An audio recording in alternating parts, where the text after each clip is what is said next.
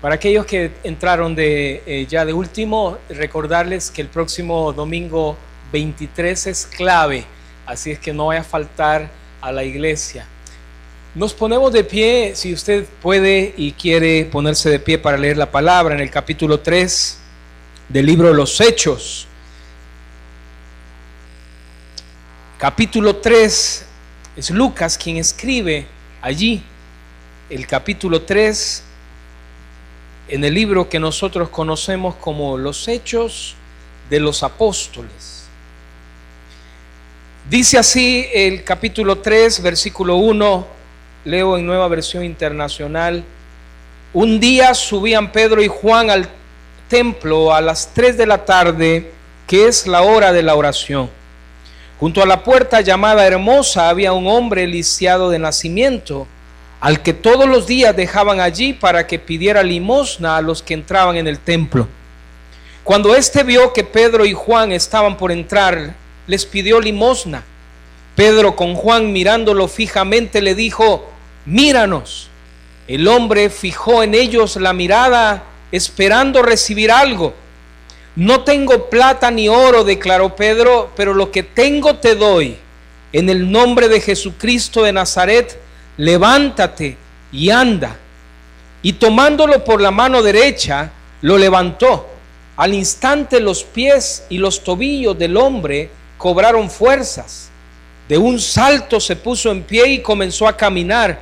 Luego entró con ellos en el templo con sus propios pies, saltando y alabando a Dios. Cuando todo el pueblo lo vio caminar y alabar a Dios, lo reconocieron como el mismo hombre que acostumbraba a pedir limosna sentado junto a la puerta llamada Hermosa, y se llenaron de admiración y asombro por lo que le había ocurrido. Mientras el hombre seguía aferrado a Pedro y a Juan, toda la gente que no salía de su asombro corrió hacia ellos al lugar conocido como Pórtico de Salomón. Al ver esto, Pedro les dijo: pueblo de Israel, ¿por qué les sorprende lo que ha pasado? ¿Por qué nos miran como si por nuestro propio poder o virtud hubiéramos hecho caminar a este hombre? El Dios de Abraham, de Isaac y de Jacobo, el Dios de nuestros antepasados, ha glorificado a su siervo Jesús. Ustedes lo entregaron y lo rechazaron ante Pilato, aunque éste había decidido soltarlo.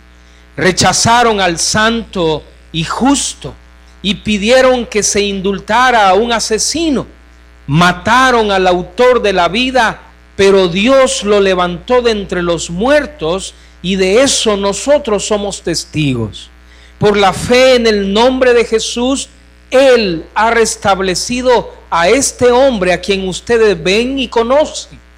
Esta fe que viene por medio de Jesús lo ha sanado por completo, como les consta a ustedes. Ahora bien, hermanos, yo sé que ustedes y sus dirigentes actuaron así por ignorancia, pero de este modo Dios cumplió lo que de antemano había anunciado y por medio de todos los profetas, que su Mesías tenía que padecer. Por tanto, para que sean borrados sus pecados, arrepiéntanse y vuélvanse a Dios, a fin de que vengan tiempos de descanso de parte del Señor, enviándoles el Mesías que ya había sido preparado por ustedes, el cual es Jesús. Es necesario que Él permanezca en el cielo hasta que llegue el tiempo de la restauración de todas las cosas, como Dios lo ha anunciado desde hace siglos por medio de sus santos profetas. Moisés dijo: el Señor su Dios hará surgir para ustedes dentro de sus propios hermanos a un profeta como yo. Presten atención a todo lo que les diga, porque quien no le haga caso será eliminado del pueblo. En efecto, a partir de Samuel, todos los profetas han anunciado estos días. Ustedes, pues, son herederos de los profetas y del pacto que Dios estableció con nuestros antepasados, al decirle a Abraham: todos los pueblos del mundo serán bendecidos por medio de tu descendencia. Cuando Dios resucitó a su siervo, lo envió primero a ustedes para darles la bendición de que cada uno se convierta de sus maldades. Pueden sentarse, hermanos, que el Señor bendiga y añada bendición a su palabra. Hermanos, yo no sé cómo le ha ido a usted esta semana con su tiempo devocional, con su tiempo de estudio en la palabra. ¿Cómo estuvo la semana? A ver, haga memoria, ¿cómo estuvo esta semana? Una semana quizás difícil, de muchas ocupaciones, de muchos compromisos, pero ¿cómo estuvo su tiempo de lectura de la Biblia? ¿Cómo estuvo el tiempo devocional a solas? No sé cómo haya estado el tiempo de estudio de la palabra. ¿Cómo ha estado el tiempo de estudio de la palabra? ¿Cuál es el libro de la Biblia que usted está leyendo de manera personal? ¿En dónde está leyendo? A ver, ¿qué libro de la Biblia? No sé si su devocional usted lo está haciendo en el libro de los Hechos. ¿Ha hecho su devocional en algún momento en el libro de los Hechos? Es un libro precioso, es un libro narrativo, es una narrativa, una historia que Lucas le escribe a un hombre que se llamaba Teófilo, para que Teófilo entendiera los acontecimientos que sucedieron después que Jesús ascendió al cielo, que Jesús fue levantado. El libro de los Hechos, hermanos, es un libro precioso. Yo le animo, si no está haciendo su devocional o ha dejado de hacer su devocional en la palabra, no lo descuide, pero le animo que pueda tomar el libro de los Hechos, ir caminando en el libro de los Hechos y subrayando en su Biblia, estudiando la palabra, porque sabe, sobre ello se basa, sobre el estudio de la palabra de manera personal, de nuestros tiempos a solas con el Señor, se basa la vitalidad espiritual del creyente. Sobre el estudio de la palabra, el tiempo a solas con el Señor es la base para nutrirnos espiritualmente y caminar con el Señor de una manera refrescante, hermanos. Por favor, yo le animo que pueda retomar el tiempo de estudio personal en la palabra. Hemos llegado al capítulo 3 del libro de los Hechos y hemos caminado ya en esta lectura y en este estudio de la palabra, tratando de encontrar, escúcheme, aquellos principios que nos ayuden como discípulos de Jesús.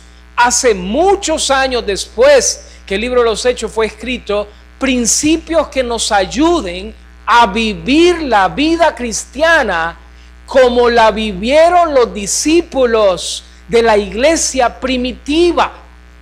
Quizás alguien esta mañana dirá, hermano, y que se debe de vivir la vida cristiana como estos discípulos la vivieron. Puede ser que alguien se atreva a decir, hermano, esa fue la manera como la iglesia primitiva vivió su fe, pero para nosotros ya no es válido. Puede ser que alguien diga, equivocado, porque la manera que estos discípulos vivieron la fe en Jesús es la manera como la iglesia de hoy, los discípulos de Jesús de hoy, debemos de vivir la vida cristiana. Amén, hermanos. No hay otra manera. Es decir, el libro de los Hechos no se puede enmarcar en un cuadro y ponerlo en la sala de la casa y que se vea bonito, como una historia.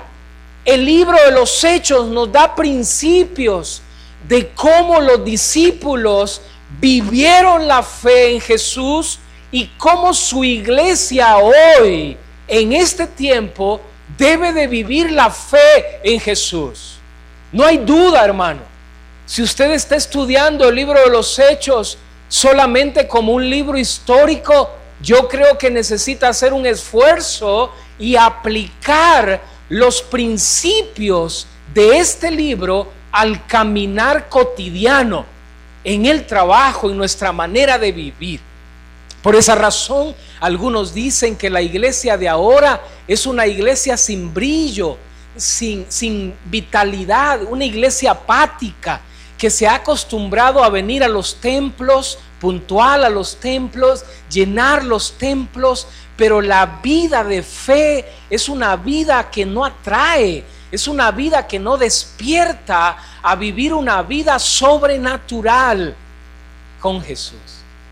El capítulo 3 nos narra uno de los milagros, subráyelo en su Biblia, este sí era milagro, un portento que Dios hizo a través de Pedro y Juan, que se dirigían, dice su Biblia, que se dirigían como era costumbre, a la hora de la oración, la hora novena, las 3 de la tarde, dice versión internacional, se dirigían al templo a orar.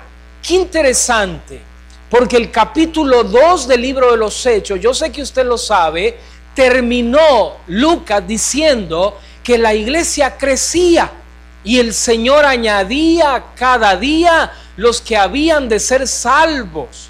El Espíritu Santo ya había sido derramado sobre la iglesia para habitar, morar permanentemente sobre los hijos del Señor, sobre los hijos de Dios. Y dice el capítulo 2 que la iglesia crecía. La iglesia crecía conforme a la doctrina de los apóstoles, ¿se acuerda? Sí, la enseñanza sobre la cual la iglesia crece es la doctrina de los apóstoles, es decir, la enseñanza que los apóstoles recibieron de Jesús, confirmaron de Jesús y enseñaron para que la iglesia creciera. Así termina el capítulo 2.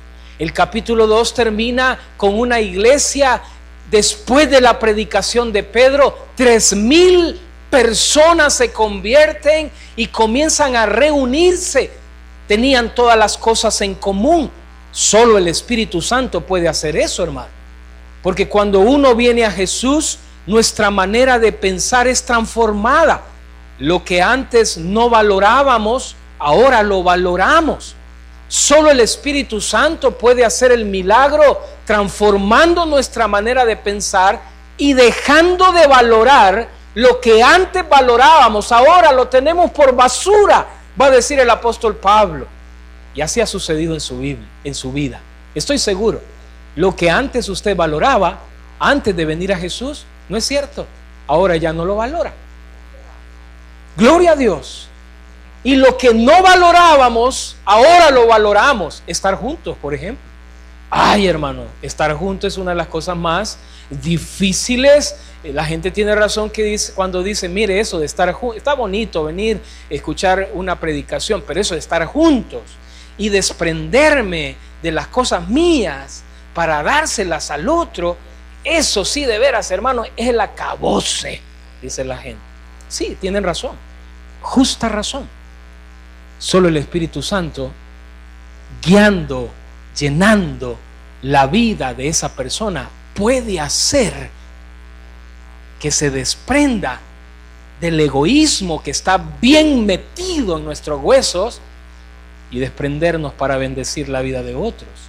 La iglesia en el libro de los Hechos capítulo 2 termina estando juntos, compartían lo que tenían, no había necesitado, crecían en la doctrina, se desesperaban por abrir la Biblia, igual a la NASA, se desesperaban por entrar al culto, se desesperaban por estar juntos, no aguantaban en la semana para venir el domingo y estar en el culto.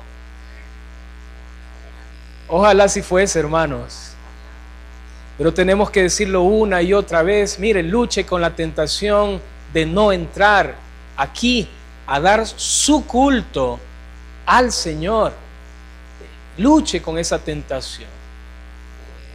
No sé si lo dije la vez anterior, pero hay gente que viene aquí a la iglesia, dicen que vinieron a la iglesia el domingo, pero lo menos que hicieron fue entrar a dar el culto, su culto, nuestro culto al Señor. Eso dice mucho. Puede ser que digan, no, yo no quiero estar con ellos, no quiero estar allí con la chusma. Y bueno, y por eso se quedan en los pasillos, sentados, en el sorbete. Hermano, luche con esa tentación, que es una tentación, es una tentación. De pronto puede tener 1000 pretextos. Es que mucho calor, hermano. Es que muy juntas las sillas y bien caliente abajo, ¿no? usted puede levantar, y yo puedo levantar pretextos de pretextos. Pero la iglesia en el libro de los Hechos, capítulo 2, llenos del Espíritu Santo, tenían una desesperación de estar juntos, una desesperación de abrir la palabra y aprender de la doctrina. Y en el capítulo 3 que inicia, dice que Pedro y Juan iban al templo a orar. Miren, no habían perdido de vista una de las disciplinas que la iglesia primitiva, la vamos a ver a lo largo del libro de los Hechos, debe de ser la disciplina en la vida del discípulo de Jesús: orar. Es inconcebible entonces que de pronto alguien diga que es cristiano y no ora. No sé qué le parece a usted la idea, pero quizás sería algo como raro o incoherente que alguien diga: no, mire, yo me convertí hace 30 años, hermano, una campaña ahí en el estadio, y vea qué tremendo, lloré, me arrodillé. ¿Y ora? ¿Ora usted hoy? ¿Ora? ¿Tiene sus tiempos? No, fíjese que no me queda tiempo. Bueno, es un poco extraño. Pedro y Juan dicen que iban a la hora. Bueno, ellos tenían horas específicas para ir al templo a orar. Iban a orar. Y el tema que domina el capítulo 3 en su Biblia es el milagro. Es el milagro que Dios hace de la sanidad del cojo o del paralítico. No podemos dudar que el tema que domina el capítulo 3, alguien que abre el capítulo 3, no puede dudar que lo que domina el capítulo 3 es el milagro, tremendo milagro. Toda la gente lo conocía. En aquellos tiempos, si alguien nacía lisiado o paralítico, bueno, lo asociaban de que esa persona estaba en pecado, vivía en pecado, que sus padres, alguien pecó y por eso nació así. Era muy común en aquellos tiempos entonces que la familia se deshiciere de sus familiares que habían nacido con un impedimento físico. Qué tremendo, hermano. Y entonces lo más fácil era ponerlo a la entrada de un lugar donde la gente pudiera apiadarse de ellos y darles limosna y de esa manera subsistir. Es lo que había ocurrido con este hombre, en el cual en el capítulo 3 sucede el milagro. Lucas nos dice en el capítulo 3 que Pedro y Juan, cuando lo ven, el hombre clava sus ojos en ellos esperando recibir algo. Pero Pedro y Juan, llenos del Espíritu Santo, ¿quiénes eran Pedro y Juan, hermanos? Pregunto antes de seguir. Los apóstoles, las columnas sobre la cual la iglesia de Jerusalén va a ser fundada. Esta famosa iglesia de Jerusalén, que en este momento que estamos leyendo tiene un avivamiento. Hermano, cuando uno lee el capítulo 2 y capítulo 3 del libro de los Hechos, uno se da cuenta que era una iglesia en avivamiento. 3,000 personas. Y luego en el capítulo 4 va a aparecer que eran 5,000 hombres ya. Era una iglesia que crecía y el amor se desbordaba entre los hermanos. Pero no pierda de vista que esta iglesia de Jerusalén va a ser la iglesia probada, a la cual Pablo va a hacer referencia a sus cartas, que necesita recoger una colecta para los santos que habitan, que viven en la iglesia de Jerusalén. Pero en este tiempo la iglesia está creciendo. Pedro y Juan lo miran al cojo, usted se lo sabe de memoria. Pudiésemos pasarlo acá, dramatizar este pasaje, y usted lo haría de manera espectacular. Usted sabe de memoria. Lo ven y le dicen: no tengo oro ni plata, pero lo que tengo te doy. En el nombre de Jesucristo de Nazaret, levántate y anda. Inmediatamente, dice Lucas, hermano, lo hemos leído, inmediatamente lo apoyaron, lo levantaron, y el hombre dice que entró al templo. Se puede imaginar, quizás se cruzaron el atrio de las mujeres, el atrio de los hombres, y llegaron y saltaba, saltando, alabando a Dios. ¡Qué escándalo, hermano! Dígalo, escándalo, un escándalo. Toda la gente que estaba en el templo, toda la gente que estaba alrededor se dio cuenta de tremendo milagro. Y lo asombroso era que este paralítico, que antes era paralítico, no soltaba, tenía asido, lo agarraba fuertemente a Pedro y a Juan, no lo soltaba, saltando. qué espectáculo, hermano. Qué escándalo.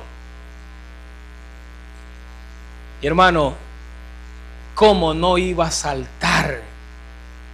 ¿Cómo este hombre no iba a saltar de alegría, cantando, gritando, dándole gracias a Dios si Dios lo había sanado? ¿No lo haría usted?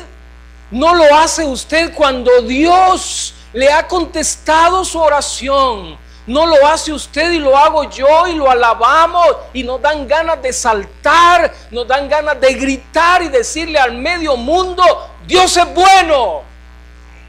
Hermano, yo le animo, nos congregamos para alabar y adorar a ese Dios que es el mismo Dios de antes, que es el mismo Dios de hoy. Nos reunimos en este lugar para expresarle nuestra gratitud, lo bueno que ha sido en la semana, lo misericordioso que ha sido con nuestras vidas. Nos reunimos para adorarlo. Hermano, no se limite. Si usted tiene ganas de adorar al Señor, de levantarse, saltar si quiere, genuinamente hágalo. De pronto uno no lo hace, no, porque ¿qué va a pensar la hermana? No, es que yo crecí en la MCA y ahí no se levantan las manos. Así dice la gente. ¿Por qué? ¿Cómo no iba a saltar este hombre si Dios lo había sanado? ¿Cómo no iba a detenerse o iba a parar de gritar si había sentido a través de los apóstoles el amor de Jesús? Y quizás aquí hay un principio para nuestras vidas. A veces nuestra adoración o nuestra expresión de adoración es tan tibia, tan fría, tan mecánica, sin sentido, porque uno se va acostumbrando. Y bueno, si a mí me dijeron de chiquito que no había que levantar las manos cuando se canta en la iglesia, así crecí porque así me dijeron. Hermano querido, Jesús es tu Salvador, tu Señor personal. Tú tienes una relación personal con Jesús. Y Él cada día a cada uno de sus hijos e hijas nos bendice, nos sostiene. ¿Cómo hemos de callar? ¿Cómo hemos de detenernos? ¿Cómo nos hemos de limitar para expresarle al Señor nuestra gratitud a Él? A eso venimos, hermano. Aquí yo no vengo para que los hermanos digan, vamos a ver cómo el hermano vino y no levanta las manos y no grita. No. Aquí yo estoy seguro que nadie viene para agradar al otro. O si hay alguien que viene acá para agradar al otro, perdón, se ha perdido del motivo original principal por el cual venimos, que es alabar, adorar al único que es digno de toda adoración. Amén, hermanos. El cojo saltaba, subrayelo en su Biblia, saltaba, hermano, saltaba. Y miren, no soltaba a Pedro y a Juan, hermano, no lo soltaba. Y qué tremendo, porque lo que había sucedido era un tremendo milagro. Y quizás aquí es necesario aclarar algo, porque vivimos tiempos donde de pronto es muy común este tema de la sanidad o de los milagros de sanidad. Algo que me llama la atención en el libro de los Hechos es que Lucas se encarga de aclarar que los milagros y portentos eran hechos por manos de quienes. Pregunto, ¿de la iglesia? Lea bien su Biblia. Por manos de los apóstoles. Vaya conmigo al capítulo 2 y póngale una flecha desde el capítulo 2, por favor, allí al versículo 43 del capítulo 2. Póngale una flecha larguísima desde el versículo 43 al capítulo 3, versículo 1. ¿Cómo termina el versículo 43? A ver, Reina Valera, tengo nueva versión internacional, dice: todos estaban asombrados por los muchos prodigios y señales que realizaban los apóstoles, dice Nueva Versión Internacional. Hermana Ercilia, ¿qué dice Reina Valera? ¿Qué dice Reina? ¿Alguien tiene Reina Valera? ¿Cómo termina el versículo 43? Sí, aquí está la hermana Eudocia que quiere participar. Y sobrevino, que no veo, y sobrevino temor a toda persona, y muchas maravillas y señales eran hechas por los apóstoles. Gracias, hermana Eudocia. Qué interesante, porque Lucas va a hacer algo que creo yo que nos va a servir a nosotros en este tiempo para entender que lo que el Señor estaba haciendo era respaldar la autoridad apostólica. Lo que el Señor estaba haciendo a través de los apóstoles, milagros, portentos por manos de los apóstoles. Recuerde usted que la iglesia está siendo fundada sobre la doctrina de ¿quiénes? ¿De quiénes, hermanos? De los apóstoles. ¿Sobre qué doctrina, sobre qué enseñanza la iglesia ha sido fundada? Sobre la doctrina de pronto de alguien que surge por ahí y dice: hermano, tengo una nueva doctrina. No, la iglesia ha sido fundada sobre la doctrina de los apóstoles. Y la manera como Dios respalda la autoridad de los apóstoles es a través de los hechos portentosos, de los milagros. Lucas se encarga en el libro de los Hechos de aclarar que los milagros eran hechos por manos de los apóstoles. Qué interesante, no pierda de vista este detalle. ¿Significa que Dios no sana hoy? No, Dios es el mismo. Dios puede sanar hoy como lo hizo en el pasado. Por eso Santiago dice que si alguien está enfermo, llame a los líderes de la iglesia y la oración, fe y oración, le puede sanar con medicamento o sin medicamento. Dios puede hacerlo porque Él es el mismo de ayer y hoy. Pero no se deje sorprender, querido hermano. En el tiempo que vivimos, de pronto uno enciende la tele y lo que uno ve es un show. Yo sé que usted también ha encendido la televisión y se ha encontrado de pronto con un episodio que usted dice: bueno, ¿y qué está pasando acá? Y usted va al capítulo 3 del libro de los Hechos y voltea a ver la pantalla de la televisión y se da cuenta que el capítulo 3 del libro de los Hechos no aparece por ningún lado. ¿Por qué? Porque cuando la gente comienza a ver a Pedro y a Juan, después que aquel no lo soltaba, es Pedro quien les dice: bueno, ¿y por qué nos están viendo a nosotros? Como que si de nosotros o si nosotros hubiéramos hecho andar a este, no nos vean a nosotros. Y Pedro se encarga, Pedro es el que habla. No hay duda, Lucas está registrando el liderazgo de Pedro, como el Señor Jesús le dijo: a ti te daré las llaves. Pedro está usando, quizás, como han dicho algunos, una de las llaves para abrir el reino de Dios, el evangelio de Dios a los judíos. Y Pedro le dice: mire, no es por nosotros lo que este anda o camina. Y vuelve la mirada ¿a quién, hermanos? Qué humildad de Pedro, hermano.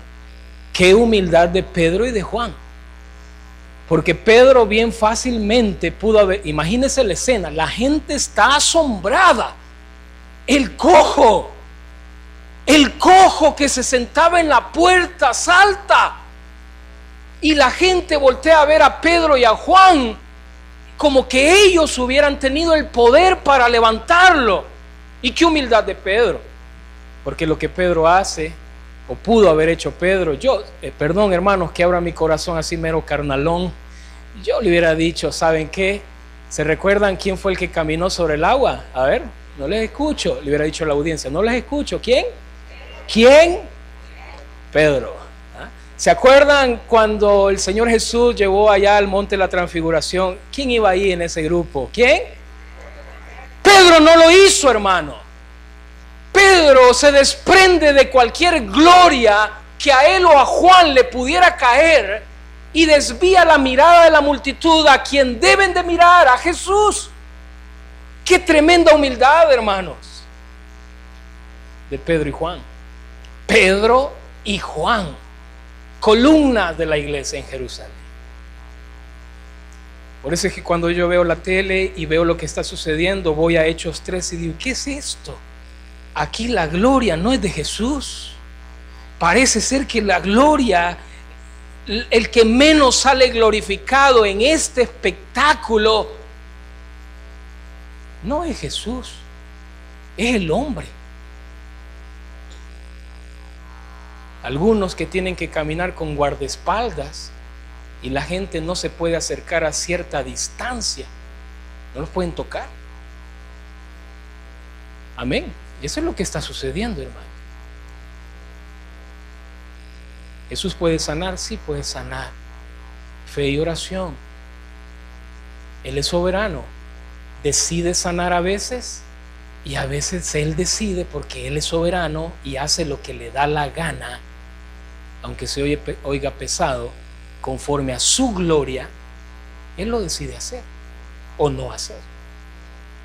Entonces, lo primero que yo subrayo para no perderme en este océano y mar de controversia y cosas raras de hoy, es que los milagros en el libro de los Hechos, como dice el versículo 43, y Lucas va a hablar de uno de esos milagros en el capítulo 3, los milagros eran hechos por manos de los apóstoles. Lo que Dios está haciendo es autenticar la autoridad apostólica, como fue con Jesús.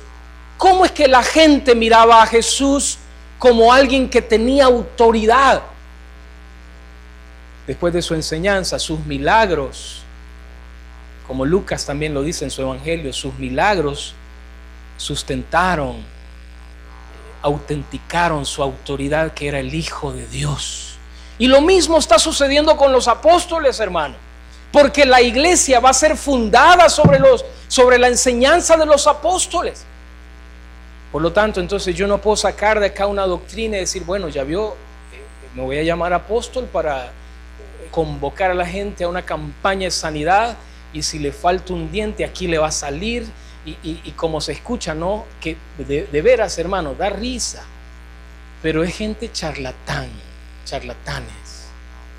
lobos, como Pablo lo va a describir, lobos rapaces, que no perdonarán el rebaño, dice Pablo. Qué tremendo, porque entonces cuando yo leo el capítulo 3 y lo leo con usted, Pedro y Juan no se habían puesto de acuerdo en la hora en que iban a sanar. Es decir, no habían manipulado la escena. No habían luces que a tal hora se iban a apagar para que el ambiente se volviera más emocional, y la música de fondo como para que las emociones también. No había nada preparado. El Espíritu Santo les usó a ellos como apóstoles para sanar a un hombre que era cojo de nacimiento. Y en el sermón o en la explicación que Pedro hace en el capítulo 3, es increíble cómo Pedro, hermano, mire, es cierto, en algunos episodios en la vida de Pedro andaba perdidísimo Pedro, ¿sí o no? Cuando uno lee la vida de Pedro, la vida de fe de Pedro, es cierto, ¿verdad? Hay episodios en la vida de Pedro que uno dice, este Pedro de plano, este Pedro sí que andaba perdido, ¿ah? Perdidísimo. Como cuando le pidieron al Señor Jesús que se sentara uno a la derecha y todos estaban de acuerdo, estaban perdidos. Como cuando se fue a pescar, ¿se recuerda? Yo me voy a pescar. O cuando negó al Señor Jesús en el Padre, andaba perdido.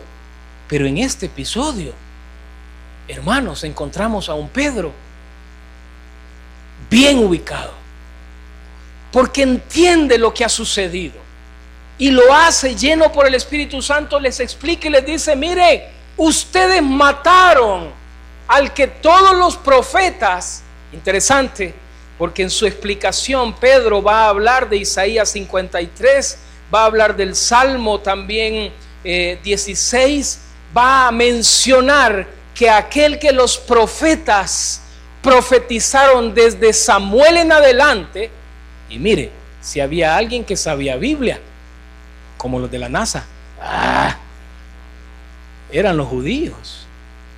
Sabían quién era el justo, sabían a quién se referían los profetas cuando decían el santo, sabían a quién se referían los profetas cuando hablaban del siervo de Jehová.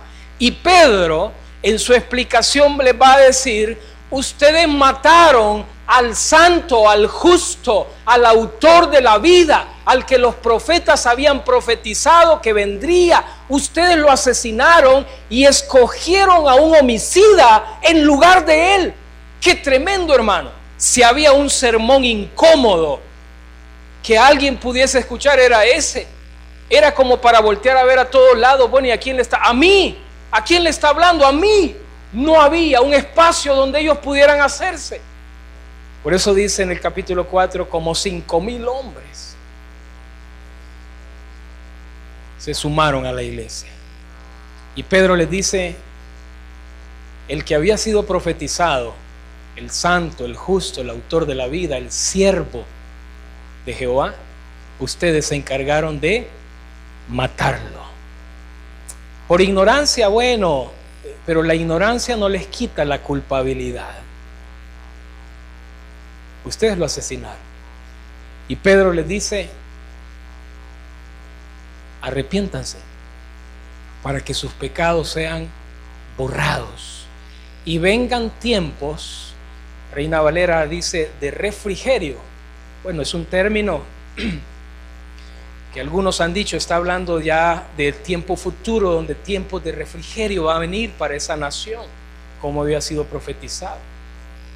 Pero yo creo que haciendo un paralelo, podemos entender que cuando venimos a Jesús, hermano, no se me duerma, cuando venimos a Jesús no es cierto que comenzamos a disfrutar una nueva vida, una vida fresca. Mire, no cambia todo el asunto, ¿verdad? Tenemos que luchar todavía con nuestra carne todos los días, hasta que estemos en el último día en el hospital, hermano. Ahí nuestra carne todavía nos va a dar guerra, pescando a las enfermeras quizás. Mire, hay ancianitos que uno dice, no es posible, la carne ahí va a estar siempre. Pero mire, qué lindo, porque cuando venimos a Jesús, Él comienza a transformar no solo mi manera de pensar, lo que antes valoraba, hoy ya no lo valoro, sino que comienza a transformar mi manera de actuar a través de la transformación, va a decir Pablo, de nuestro entendimiento, y comenzamos a disfrutar tiempos de bendición. Antes nos sentíamos solos. Si le cortaba la novia o el novio, sentía que el mundo se le venía abajo. Pero ahora en Jesús, hermano, cualquier cosa que venga te golpea, como Pablo dice, sí, golpeaditos, pero no derrotados. ¿Por qué? Porque hemos puesto nuestra confianza en el autor de la vida. Y Pedro les dice, arrepiéntanse. Arrepiéntanse para que vuestros pecados sean borrados y vengan tiempos de bendición. Arrepiéntanse de vuestra maldad, les termina diciendo en el capítulo 3. Algunos de ellos quizás bien hubieran podido decirle a Pedro, bueno, nosotros somos judíos, como se lo dijeron a Jesús. ¿A nosotros nos estás diciendo que nacimos en pecado? Descendientes de Abraham somos. Es que mire, el orgullo del ser humano está tan enraizado en el corazón que solo a través del Espíritu Santo uno puede concientizarse de su bajeza, de su necesidad de Dios. Por eso una de las cosas con la cual luchamos es el orgullo. El orgullo de uno, ¿verdad? Que dice, no, yo estoy bien, no necesito ayuda. Arrepiéntanse, les dice Pedro. Y qué precioso.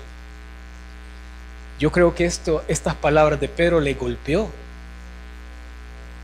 Y el Espíritu Santo, como lo vimos hace unos domingos atrás, que es el que por una obra de gracia produce en nosotros, por la fe, el poder arrepentirnos. Solo Él lo puede hacer. Solo Él, hermano. Yo me hubiera puesto a pensar, ¿es cierto? Yo era el que grité, Barrabás, suelten a Barrabás, que era un ladrón. Qué golpe más bajo eso. Escogimos a un homicida y matamos al autor de la vida, el que estábamos esperando, el que a través de Samuel y los profetas había sido profetizado. Y las palabras de Pedro cayeron en tierra fértil. Como debe de ser, queridos hermanos, nuestro corazón cada vez que abrimos la palabra del Señor. Es tierra fértil. Como Jesús dijo, el que tiene oídos para oír, que oiga. ¿Ah? ¿Cómo trajiste sus oídos hoy? ¿Listos para oír? Para ti. Y eso cuesta, hermano. Porque a veces uno anda buscando que otros escuchen. Ay, gracias a Dios vino la hermana, hoy sí le cayó. Cuando pensamos en paralíticos, es alguien que no tiene la capacidad de moverse, de levantarse. Paralítico espiritual es alguien que está, podríamos decir, separado de Dios. No tiene la capacidad de vivir para Dios, caminar con Jesús. Dios hizo un milagro a través de Pedro y Juan, autenticando su autoridad apostólica, sobre la cual la iglesia iba a ser fundada. Pero cuando pienso en paralítico espiritual, pienso en mí. Porque muchas veces he sido un paralítico espiritual que, viendo al cojo en la puerta, pudiendo ayudarle, no lo hago.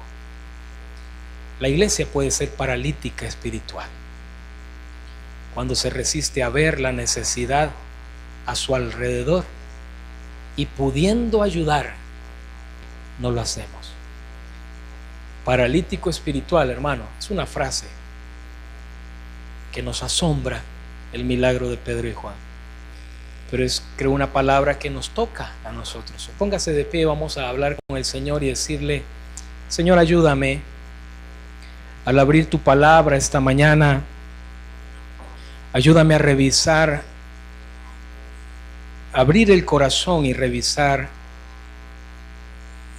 en primer lugar, la gratitud que hay en mí por tu obra a mi favor. Señor, ayúdame a ser sensible con mi corazón, a adorarte, a agradecerte, a no frenarme en mi alabanza, en mi adoración a ti. Señor, cuando abrimos tu palabra en Hechos 3, pensamos también en los paralíticos, pensamos en el necesitado.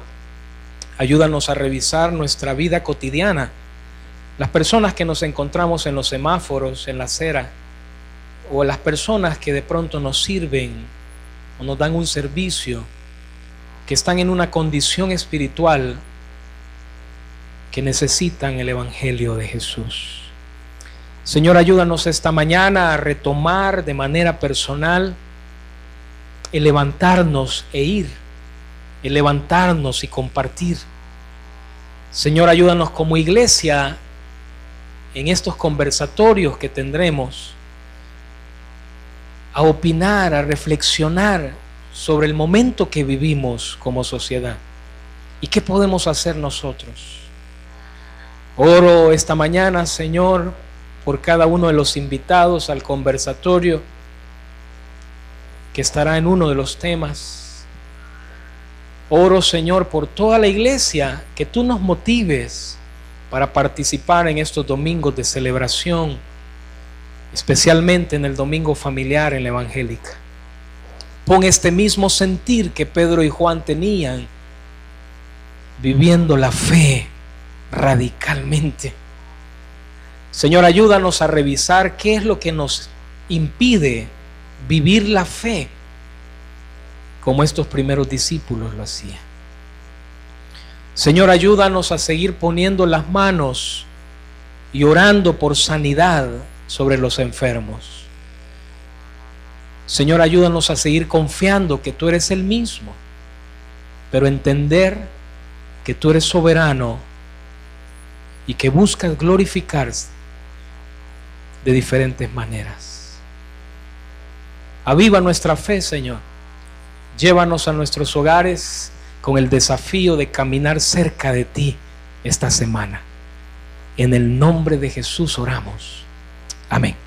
Amén, hermanos. Un fuerte abrazo a la persona que está cerca. Nos vemos el miércoles en el culto de oración. Lo esperamos el miércoles. Buen provecho, hermanos. Bendiciones.